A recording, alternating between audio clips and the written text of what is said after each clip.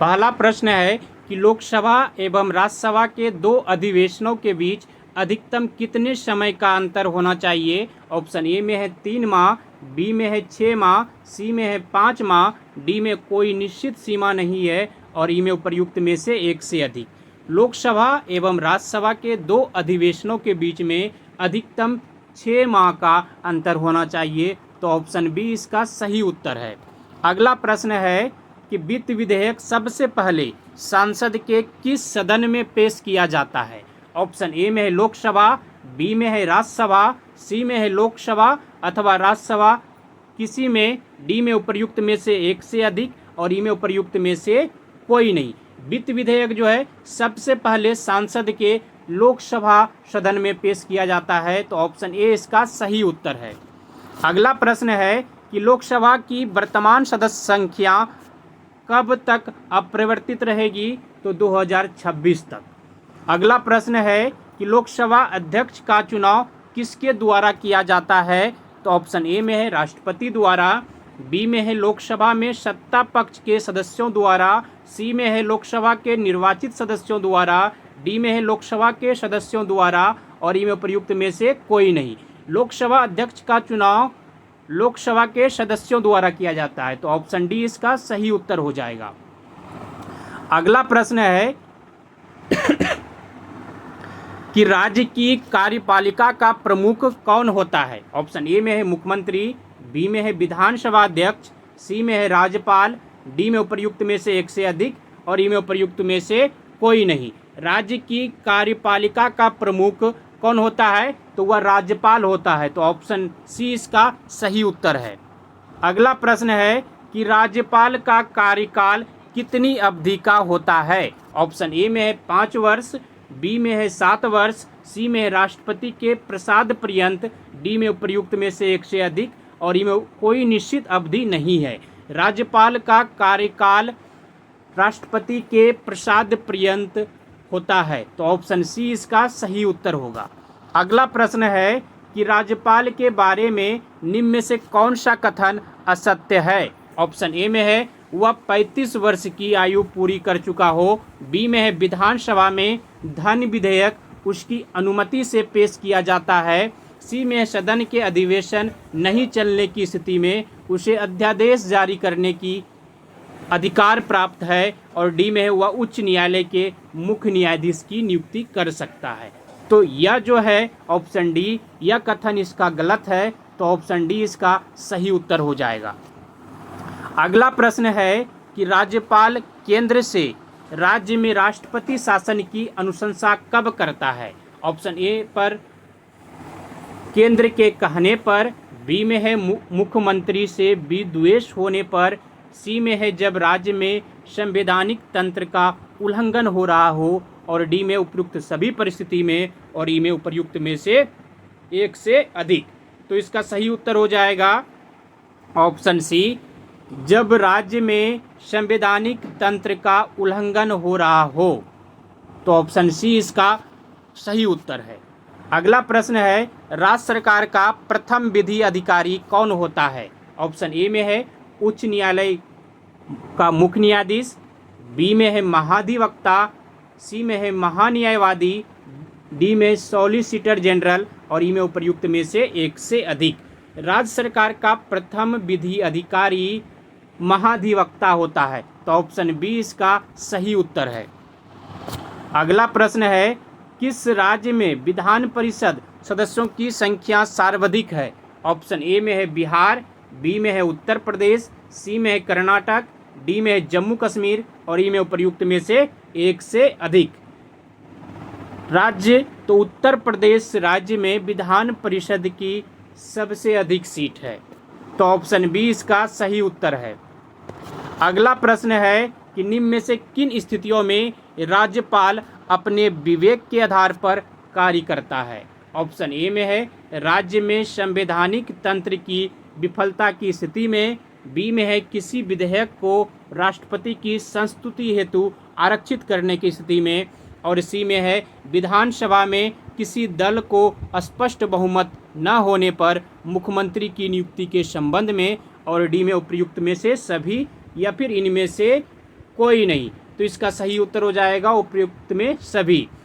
राज्य में संवैधानिक तंत्र की विफलता की स्थिति में, और बी में है किसी विधेयक को राष्ट्रपति की संस्तुति हेतु आरक्षित करने की स्थिति में, और विधानसभा में किसी दल को स्पष्ट बहुमत न होने पर मुख्यमंत्री की नियुक्ति के संबंध में राज्यपाल अपने विवेक के आधार पर कार्य करता है। तो ऑप्शन डी इसका सही उत्तर है। अगला प्रश्न है कि जम्मू कश्मीर राज्य को किस अनुच्छेद के अंतर्गत विशेष राज्य का दर्जा प्राप्त था? तो अनुच्छेद 370 के अंतर्गत, लेकिन इसे 5 अगस्त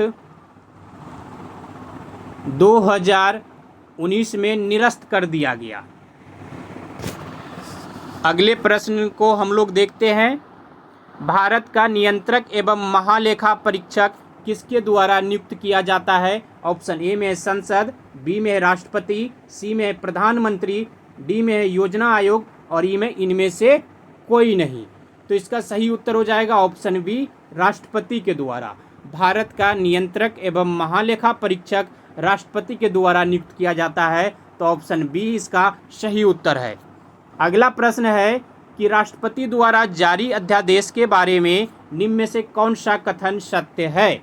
ऑप्शन ए में है सांसद के अधिवेशन नहीं चलने की स्थिति में इसे जारी किया जाता है, बी में है अधिकतम 6 माह तक प्रवर्तन में रहता है, सी में है जारी होने के 6 माह तक संसद द्वारा अनुमोदित नहीं होने पर यह स्वतः समाप्त हो जाता है, और डी में उपयुक्त सभी, और ई में इनमें से कोई नहीं। तो इसका सही उत्तर हो जाएगा ऑप्शन डी, राष्ट्रपति द्वारा जारी अध्यादेश के बारे में ये सभी कथन सही है। तो ऑप्शन डी इसका सही उत्तर है।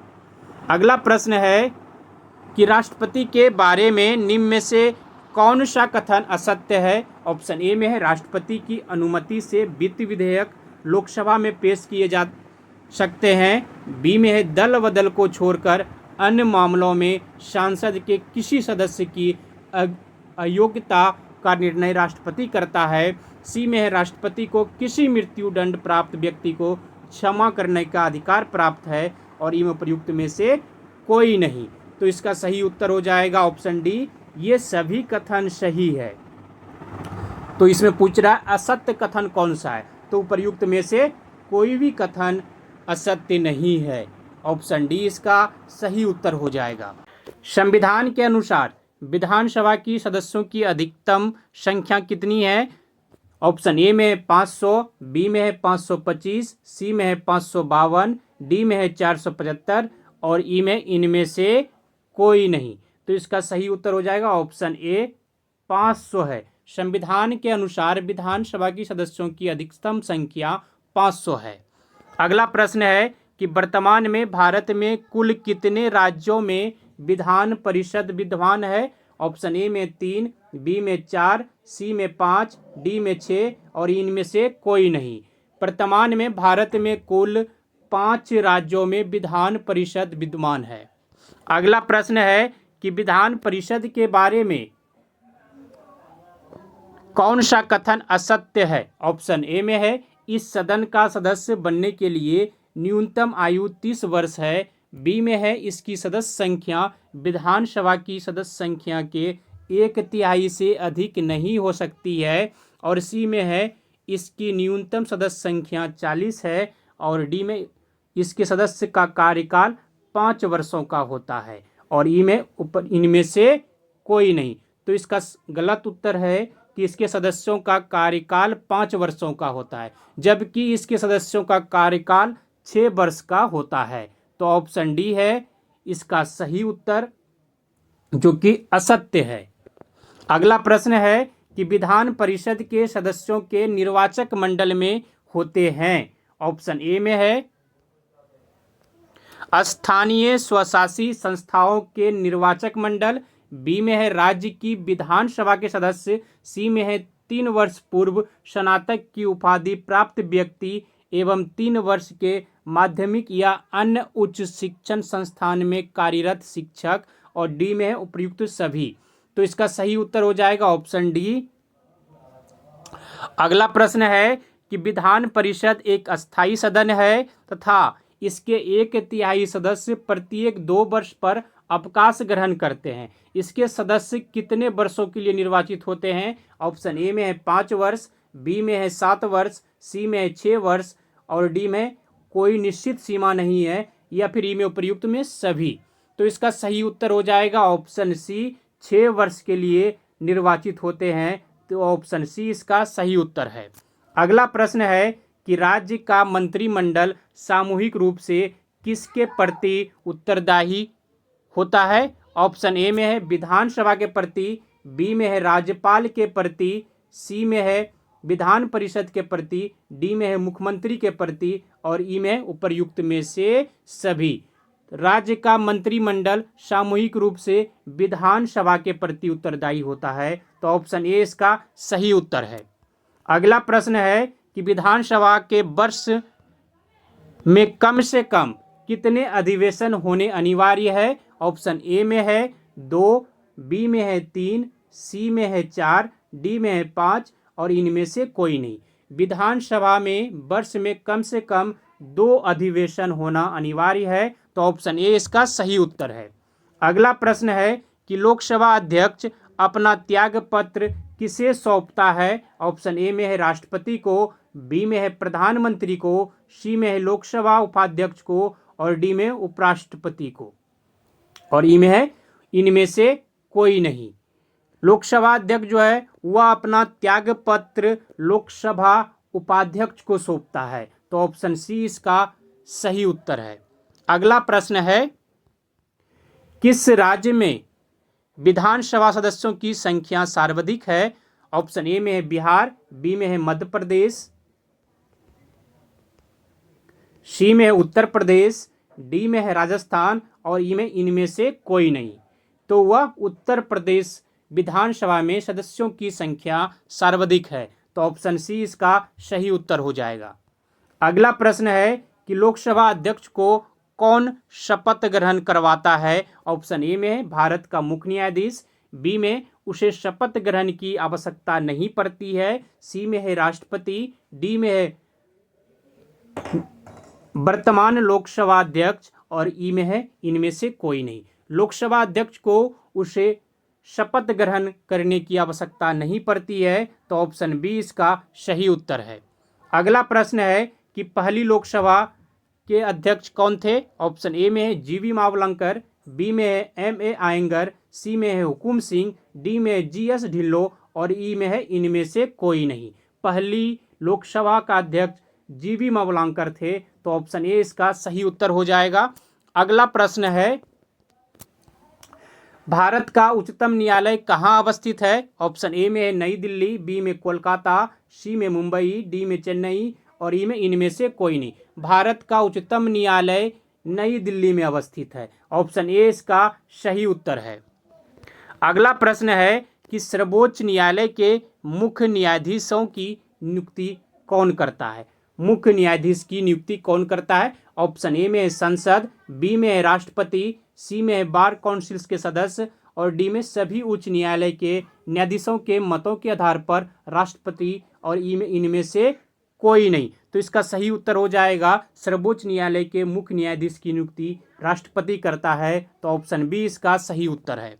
अगला प्रश्न है कि उच्चतम न्यायालय के न्यायाधीशों का कार्यकाल कितना होता है? ऑप्शन ए में है 5 वर्ष का, बी में है 7 वर्ष का, सी में है राष्ट्रपति के प्रसाद पर्यंत, डी में है उनकी 65 वर्ष की आयु पूरी होने तक और ई में है इनमें से कोई नहीं। तो इसका सही उत्तर हो जाएगा उनकी 65 वर्ष की आयु पूरी होने तक। तो ऑप्शन डी इसका सही उत्तर है। अगला प्रश्न है कि निम्न में से कौन मुख्य न्यायाधीश सर्वाधिक अवधि तक कार्यरत रहे? ऑप्शन ए में है एच.जे. कानिया, बी में है ए.एस. आनंद, सी में वाई.वी. चंद्रचूड़, डी में के.एन. सिंह और ई में इनमें से कोई नहीं। तो वह कौन था न्यायाधीश जो कि सबसे अधिक अवधि तक कार्यरत रहा? वाई.वी. चंद्रचूड़। तो ऑप्शन सी इसका सही उत्तर है। अगला प्रश्न है कि सर्वोच्च न्यायालय के प्रथम मुख्य न्यायाधीश कौन थे? ऑप्शन ए में है के.एन. वांचू, बी में हीरालाल जे. कानिया, सी में है जी.वी. मावलंकर, डी में है सुकुमार सेन और ई में इनमें से कोई नहीं। सर्वोच्च न्यायालय का प्रथम मुख्य न्यायाधीश हीरा लाल जे कानिया था, तो ऑप्शन बी इसका सही उत्तर हो जाएगा। अगला प्रश्न है कि सर्वोच्च न्यायालय के न्यायाधीश किस आधार पर पद छोड़ते हैं। ऑप्शन ए में इस्तीफा, बी में है असमर्था, सी में है साबित कदाचार, डी में है ये सभी। तो सर्वोच्च न्यायालय के न्यायाधीश इस्तीफा के आधार पर भी पद छोड़ते हैं, और बी में है असमर्थता के आधार पर भी पद छोड़ते हैं, सी में है साबित कदाचार के आधार पर भी पद छोड़ते हैं। तो ऑप्शन डी इसका सही उत्तर हो जाएगा। अगला प्रश्न है कि डॉक्टर भीमराव ने धर्म परिवर्तन करके कौन सा धर्म अपनाया था। ऑप्शन ए में है जैन धर्म, बी में है बौद्ध धर्म, सी में है ईसाई धर्म, डी में है सिख धर्म, और ई में इनमें से कोई नहीं। डॉक्टर भीमराव अंबेडकर ने धर्म परिवर्तन करके बौद्ध धर्म अपनाया था, तो ऑप्शन बी इसका सही उत्तर है। अगला प्रश्न है कि केरल में गरीब परिवार को बहुत से बच्चे को स्कूल जाने में मदद करने वाला कारक कौन सा है। ऑप्शन ए में है स्कूल प्रायः घर के पास है, बी में है सरकारी बस की सुविधा बहुत अच्छी है, सी में है ए और बी दोनों, डी में है इनमें से कोई नहीं, और ई में उपर्युक्त में से एक से अधिक। तो इसका सही उत्तर हो जाएगा ऑप्शन सी, यानी स्कूल प्रायः घर के पास है, या तो फिर सरकारी बस की सुविधा बहुत अच्छी है। अगला प्रश्न है कि समानता को जीवन का वास्तविक और सच्चा हिस्सा बनाने के लिए क्या जरूरी है। ऑप्शन ए में है लोगों का संघर्ष, बी में है उनके आंदोलन, सी में है सरकारी कदम, डी में है उपरोक्त सभी, और ई में इनमें से कोई नहीं। तो इसका सही उत्तर हो जाएगा ऑप्शन डी, उपरोक्त में से सभी। समानता को जीवन का वास्तविक और सच्चा हिस्सा बनाने के लिए लोगों का संघर्ष भी जरूरी है, उनके आंदोलन भी जरूरी है, और सरकारी कदम भी जरूरी है। तो ऑप्शन डी इसका सही उत्तर हो जाएगा। अगला प्रश्न है कि जाति के आधार पर कक्षा में बच्चों को दूसरे बच्चों से अलग बैठाना किस प्रकार का व्यवहार का रूप है। ऑप्शन ए में है भेदभाव का, बी में है समानता का, सी में है सही स्वभाव का, डी में है इनमें से कोई नहीं, और ई में उपर्युक्त में से एक से अधिक। तो इसका सही उत्तर हो जाएगा ऑप्शन ए, भेदभाव का। जाति के आधार पर कक्षा में बच्चों को दूसरे बच्चों से अलग बैठाना भेदभाव का आधार है, तो ऑप्शन ए इसका सही उत्तर हो जाएगा। अगला प्रश्न है कि निम्नलिखित कथनों पर विचार कीजिए। ऑप्शन ए में है दलित बच्चों को नीची कही जाने वाली जाति के लिए लोग अपनी पहचान के रूप में प्रयोग करते हैं, और दलित का शाब्दिक अर्थ होता है दबा कर रखा गया या फिर कुचला गया। ऑप्शन ए में सरकार दलित लोगों को अनुसूचित जनजाति के वर्ग में रखती है। उपरोक्त में से कौन सा कथन सही है, ये बताना है आप सभी को। केवल एक, बी में केवल दो, सी में एक और दो दोनों, और डी में न तो एक और न ही दो, उपयुक्त में से एक से अधिक। तो सही उत्तर हो जाएगा ऑप्शन एक कि दलित शब्द को नीची कहे जाने वाली जाति के लोग अपनी पहचान के रूप में प्रयोग करते हैं, और दलित का शाब्दिक अर्थ होता है दबा कर रखा गया या फिर कुचला गया। तो पहला जो कथन है वह सही है। अगला प्रश्न है कि भारत देश में किन किन धर्मों के लोग रहते हैं। ऑप्शन ए में है हिंदू होगा इस जगह, और बी में सिख ईसाई, सी में है मुस्लिम, डी में उपयुक्त में से सभी। तो भारत देश में सभी जाति के लोग रहते हैं, उपयुक्त सभी तीनों। तो ऑप्शन डी इसका सही उत्तर हो जाएगा। अब हम लोग इतिहास के 40 प्रश्न को क्रमबद्ध तरीके से उसके उत्तर को जानने का प्रयास करते हैं। कलकत्ता नगर की नींव किसने डाली थी। ऑप्शन ए में रॉबर्ट क्लाइव, बी में जॉब चार्नॉक, सी में वारेन हेस्टिंग, डी में लॉर्ड वेलेजली, और ई में इनमें से कोई नहीं। कलकत्ता नगर की नींव जॉब चार्नॉक ने रखी थी। तो ऑप्शन बी इसका सही उत्तर है। अगला प्रश्न है ईस्ट इंडिया कंपनी की स्थापना कब की गई। ऑप्शन ए में है 1600 ईस्वी, बी में है 1608 ईस्वी, सी में है 1602 ईस्वी, और डी में 1615 ईस्वी, और ई में इनमें से कोई नहीं। तो ईस्ट इंडिया कंपनी की स्थापना 1600 ईस्वी में हुई थी। तो ऑप्शन ए जो है इसका सही उत्तर है। अगला प्रश्न है कि अंग्रेजों एवं फ्रांसीसियों के बीच निर्णायक वांडीवास का युद्ध कब हुआ था? ऑप्शन ए में 1760 ईस्वी में, बी में 1764 ईस्वी में, सी में 1757 ईस्वी में और डी में उपर्युक्त में से कोई नहीं या फिर उपर्युक्त में से एक से अधिक। अंग्रेजों एवं फ्रांसीसियों के बीच निर्णायक वांडीवास का युद्ध 1760 ईस्वी में हुआ था। तो ऑप्शन ए इसका सही उत्तर है। अगला प्रश्न है कि प्लासी की लड़ाई किन दो पक्षों के बीच में हुई थी? ऑप्शन ए में है मीर कासिम एवं अंग्रेज, बी में है सिराजुद्दौला एवं अंग्रेज के बीच में, सी में है शुजाउद्दौला एवं अंग्रेज के बीच में, डी में है मीर जाफर एवं सिराजुद्दौला के बीच में, ई में उपर्युक्त में से एक से अधिक। प्लासी की लड़ाई सिराजुद्दौला एवं अंग्रेज के बीच में हुआ था। तो ऑप्शन बी इसका सही उत्तर है। अगला प्रश्न है कि प्रारंभ में यूरोपीय व्यापारी की रुचि किसके व्यापार में अधिक थी? ऑप्शन ए में है मसाले, बी में है नील, सी में है सूती वस्त्र, डी में है अफीम और ई में उपर्युक्त में से एक से अधिक। प्रारंभ में यूरोपीय व्यापारी जो भारत आई उसकी रुचि मसाले पर थी। तो ऑप्शन ए इसका सही उत्तर हो जाएगा। अगला प्रश्न है बंगाल में द्वैध शासन की नींव किसने रखी? ऑप्शन ए में है वारेन हेस्टिंग, बी में है मीर जाफर, सी में है रॉबर्ट क्लाइव, डी में है कॉर्नवालिस और ई में उपर्युक्त में से एक से अधिक। तो इसका सही उत्तर हो जाएगा ऑप्शन सी, रॉबर्ट क्लाइव ने द्वैध शासन की नींव डाली बंगाल में।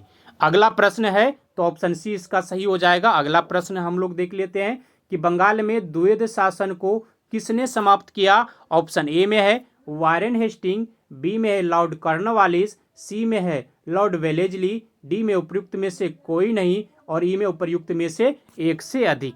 तो इसका सही उत्तर हो जाएगा option A, Lord Warren Hasting ने बंगाल में द्वैध शासन को समाप्त कर दिया था। अगला प्रश्न हम लोग देख लेते हैं, कलकत्ता में उच्च न्यायालय की स्थापना कब हुई? ऑप्शन ए में 1772, बी में 1773, सी में 1774, डी में 1775 और ई में उपर्युक्त में से एक से अधिक। कलकत्ता में उच्च न्यायालय की स्थापना 1774 में हुई और 1773 के रेगुलेटिंग एक्ट के तहत। अगला प्रश्न हम लोग देख लेते हैं कि सहायक संधि किसने लागू की थी? ऑप्शन ए में है लॉर्ड वेलेजली, बी में लॉर्ड डलहौजी, सी में लॉर्ड कर्जन, डी में लॉर्ड कॉर्नवालिस और ई में उपर्युक्त में से एक से अधिक। सहायक संधि को लॉर्ड वेलेजली ने लागू किया था। तो ऑप्शन ए इसका सही उत्तर है। अगला प्रश्न है कि सहायक संधि पर हस्ताक्षर करने वाला पहला राज्य कौन था? ऑप्शन ए में हैदराबाद, बी में तंजौर, सी में मैसूर, डी में अवध और ई में उपर्युक्त में से एक से अधिक। सहायक संधि पर हस्ताक्षर करने वाला पहला राज्य हैदराबाद था। तो ऑप्शन ए इसका सही उत्तर है। अगला प्रश्न है कि भारत का प्रथम गवर्नर जनरल कौन था? ऑप्शन ए में वारेन हेस्टिंग, बी में लॉर्ड कैनिंग, सी में लॉर्ड विलियम बेंटिंग, डी में लॉर्ड डलहौजी और ई में उपर्युक्त में से कोई नहीं। तो इसका सही उत्तर हो जाएगा option C, Lord William Bentinck Bharat का प्रथम गवर्नर जनरल था। अगला प्रश्न है कि सती प्रथा को समाप्त करने का श्रेय किस गवर्नर जनरल को प्राप्त है? ऑप्शन ए में है लॉर्ड एमहर्स्ट, बी में है चार्ल्स मेटकॉफ, सी में है लॉर्ड मेकालय, डी में है लॉर्ड विलियम बेंटिंग और ई में इनमें से कोई नहीं। सती प्रथा को समाप्त करने का श्रेय लॉर्ड विलियम बेंटिंग को है। तो ऑप्शन डी इसका सही उत्तर हो जाएगा।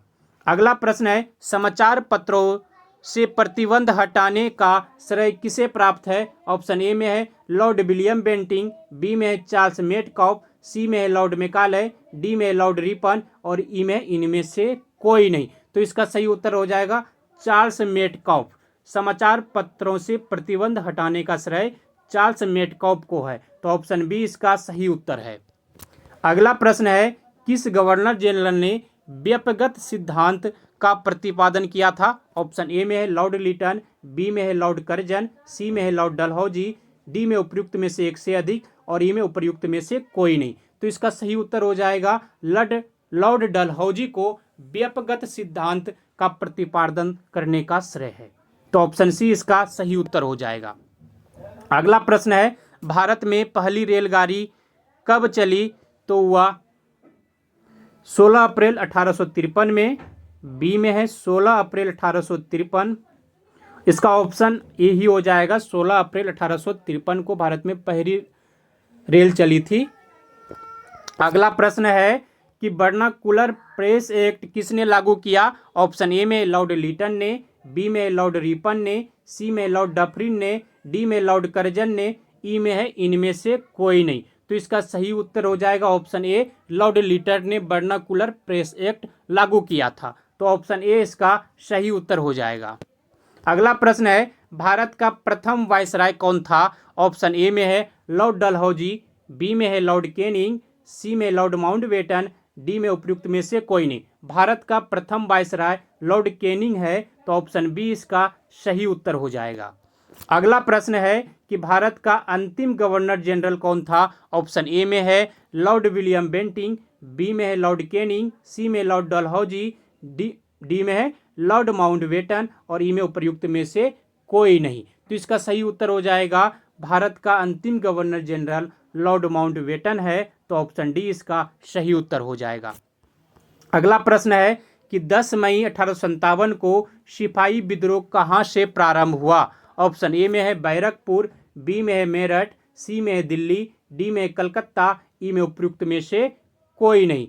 तो इसका सही उत्तर हो जाएगा ऑप्शन बी, 10 मई 1857 को सिपाही विद्रोह मेरठ से शुरू हुआ था। तो ऑप्शन बी इसका सही उत्तर हो जाएगा।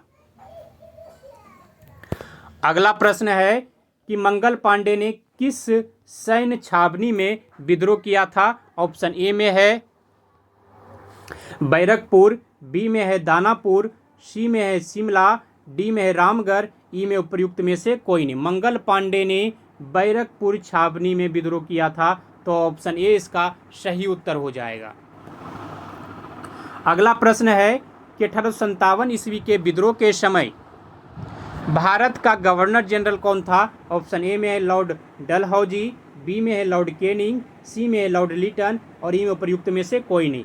1857 ईस्वी के विद्रोह के समय भारत का गवर्नर जनरल लॉर्ड कैनिंग था। तो ऑप्शन बी इसका सही उत्तर हो जाएगा। अगला प्रश्न है कि बिहार में 1857 ईस्वी के विद्रोह का नेतृत्व किसने किया था? तो वह कुंवर सिंह ने किया था। तो ऑप्शन सी इसका सही उत्तर है। अगले प्रश्न को हम लोग देखते हैं कि 1857 के विद्रोह के दमन के बाद मुगल शासक बहादुर शाह को कहाँ निर्वासित कर दिया गया था?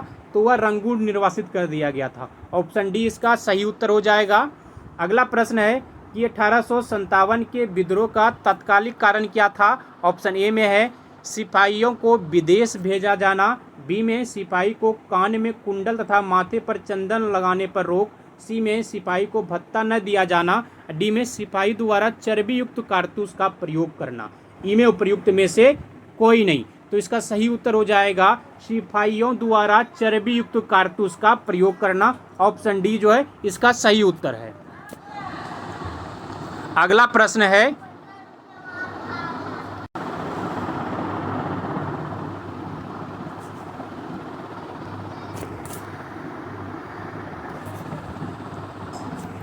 वहाबी आंदोलन के प्रवर्तक कौन थे? ऑप्शन ए में है दादू मियाँ, बी में है मौलवी अहमदुल्ला, सी में है सैयद अहमद, डी में उपयुक्त में से कोई नहीं। तो इसका सही उत्तर हो जाएगा ऑप्शन सी, सैयद अहमद। वहाबी आंदोलन का प्रवर्तक सैयद अहमद था। तो ऑप्शन सी इसका सही उत्तर है।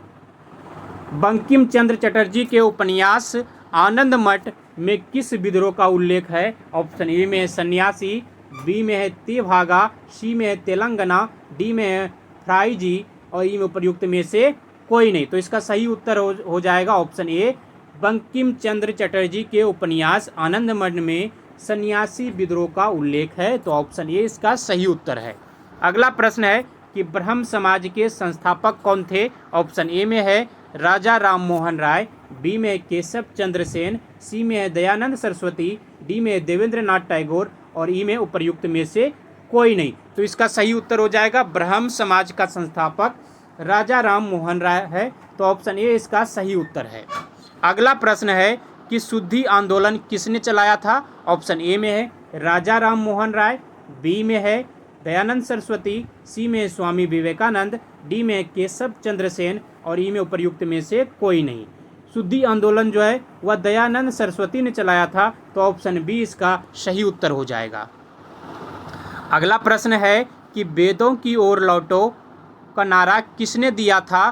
तो ऑप्शन ए में है स्वामी विवेकानंद, बी में है स्वामी सहजानंद सरस्वती और सी में है स्वामी दयानंद और डी में केशव चंद्र सेन और ई में उपर्युक्त में से कोई नहीं। वेदों की ओर लौटो यह स्वामी दयानंद ने बोला था, तो ऑप्शन सी इसका सही उत्तर होगा। अगला प्रश्न है कि 1893 ईस्वी में शिकागो में हुई धर्म संसद में भाग लेने वाले भारतीय आध्यात्मिक संत कौन थे? ऑप्शन ए में है स्वामी विवेकानंद, बी में है स्वामी दयानंद, सी में है स्वामी सहजानंद, डी में है स्वामी रामानंद और ई में उपर्युक्त में से कोई नहीं। तो इसका सही उत्तर हो जाएगा ऑप्शन ए, स्वामी विवेकानंद ने 1893 ईस्वी में अमेरिका के शिकागो में धर्म संसद में भाग लिया था। अगला प्रश्न है कि अलीगढ़ आंदोलन किसने चलाया था? ऑप्शन ए में आगा खां, बी में है मोहम्मद अली जिन्ना, सी में है अब्दुल लतीफ़, डी में है सैयद अहमद खान और ई में उपर्युक्त में से कोई नहीं। तो इसका सही उत्तर हो जाएगा ऑप्शन डी, सैयद अहमद खान ने। अलीगढ़ आंदोलन सैयद अहमद खान ने चलाया था।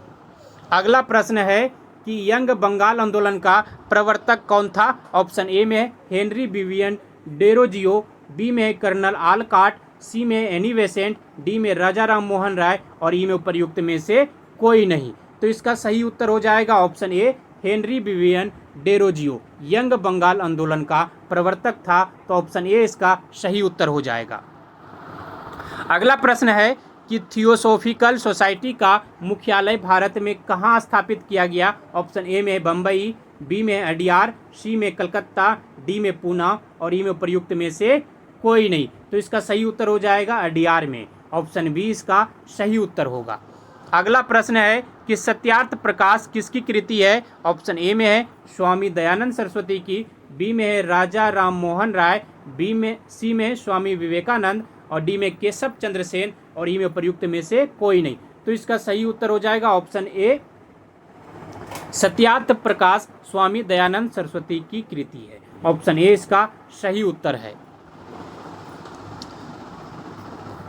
अगला प्रश्न है कि भारत में सती प्रथा कब प्रतिबंधित की गई? ऑप्शन ए में 1828, बी में 1829, सी में 1831, डी में 1835 और ई में उपर्युक्त में से कोई नहीं।